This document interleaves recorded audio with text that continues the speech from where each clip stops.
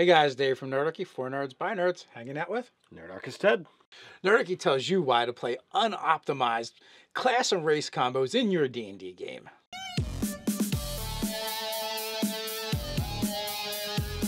Jump down the description below where you can sign up for Nerdarchy the newsletter, get weekly gaming tips, as well as learn how to game with us. It's silly race and class combinations. Why would anyone ever want to do them? And what exactly does that even mean? So this concept is where you take a mechanically Unoptimized? there you go, unoptimized choice to play with a class. For instance, half-orc bard. In no way, shape, or form, playing a half-orc doesn't fit with playing a bard. Maybe you could stretch that out. Well, I'm going to be an uncharismatic bard, and I'm going to go valor, and, it loosely fits. But the two are just kind of counterintuitive. And that's actually the other area as well, from not the mechanical side of things, but the role-playing side of things, is building a character from the ground up, and story-wise seems counterintuitive to what that person would be. So, a couple examples besides your half-orc bard, you've got your... Any small character as a barbarian seems unoptimized and ridiculous. Now, there's no strength penalty within 5th edition for gnomes and halflings, but barbarians are about strength, they're about size, and those guys just, they don't seem to cut it. Or if you take, your Goliaths, your half-orcs, well, you could take, if you also were to take your half-orcs and your Goliaths and you make them wizards, it just doesn't seem to fit. Yeah, it seems to be a lot of anti half-orc here, but it's not really that. Well, no, what it speaks to is some races are just they speak to certain pursuits. Some of them just excel at more cerebral pursuits, or their abilities and their suite of abilities will complement that. Or there are other ones like the Goliath and the half-orc, where for the most part their abilities are all about physicality, and it only really supports those types of classes as having a good synergy. Well, there's that, and the actual RP and story of the given races go along with that it's like, okay, this is not something that they would typically pursue. And that's the point that we're kind of getting at. Well, exactly. Like, we're not actually saying don't play those. What we're saying is they could be fun and interesting. And we have a whole series where we build unorthodox character builds, so we're no stranger to these at all. Absolutely. But there's a lot of really rewarding reasons to play these type of characters in your game.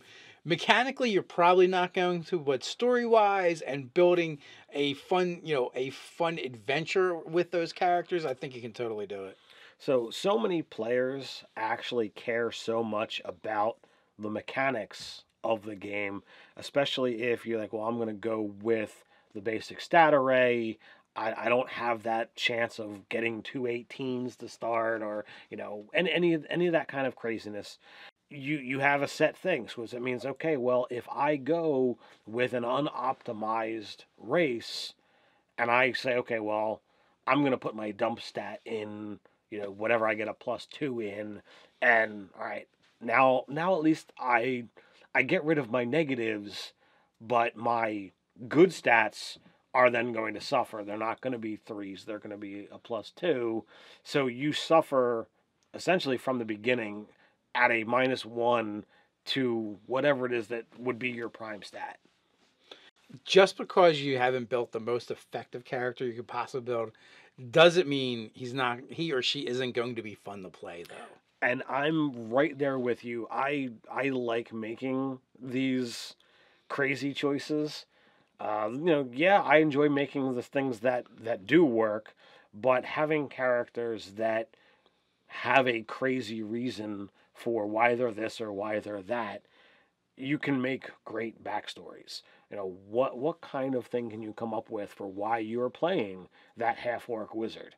What on earth could you have done to get a background as a sage, as a half-orc?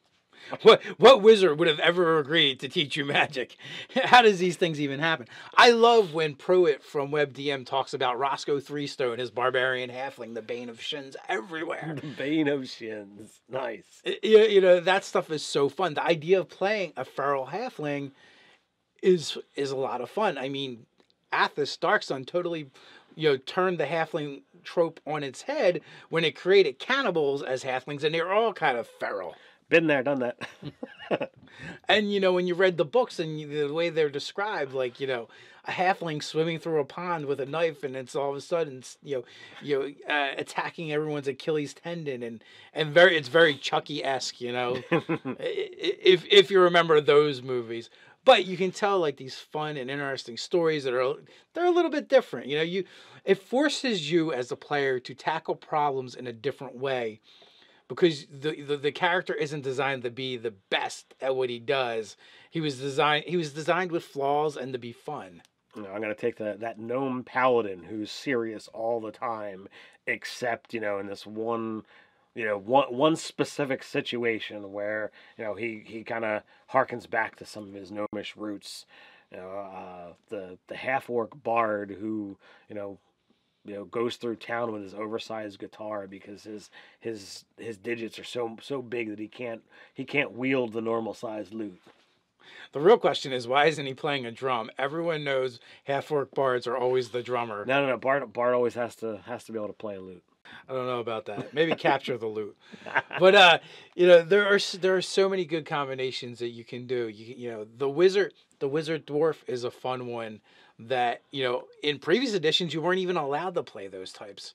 With the later editions they removed a lot of the restrictions, so you can mix these things together that weren't necessarily meant to go together. Like in the early days of the game, the design actually kept you from making these silly combinations. Now we can, and I always encourage my players to play whatever you want. Don't worry about being optimized or playing the most effective thing that you can field in a battle. Play what's going to be fun and you're going to enjoy, and you're going to want to keep playing that character over and over again. Because when it comes down to it, the fact that your character is optimized and you get to constantly perform a little bit better, that's not going to be the story that's remembered. The story of the dwarf wizard, the half-orc bard, the halfling paladin, halfling barbarian, like these things, scream of, dude, you're not going to believe what Jim did last night. Like, these are the stories that are going to live through the ages of your table, and they're gonna just be full of memories and laughter at the antics that these kind of characters get up to. And it's just fun. And like Ted said, a lot of times you end up with more middle of the road stats instead of having like really good ones and really low ones. It's just a fun way to go. So, do you guys have any cool stories out there that you'd like to share of your unoptimized characters or your silly race class combinations? There's a great place to share that. That's down in the comments below. While you're down there, don't forget to like, share, and subscribe. You can check us out over on Facebook. So until next time, stay nerdy.